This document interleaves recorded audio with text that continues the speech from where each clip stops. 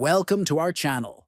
In today's video, we'll guide you through the process of pinning a chat in the Zangi Messenger app. Pinning chats allows you to keep important conversations at the top of your chat list, ensuring quick and easy access. First, open the Zangi app on your phone.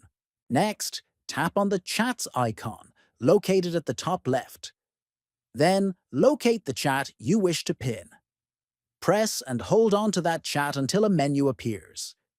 Finally, tap on the pin icon at the top of the screen. Your selected chat will now stay at the top of your chat list for easy access. And that's it. You've successfully pinned a chat in Zangi Messenger. This feature helps you keep your most important conversations readily accessible. If you found this tutorial helpful, please consider subscribing to our channel, liking this video, and sharing it with others. Thank you for watching.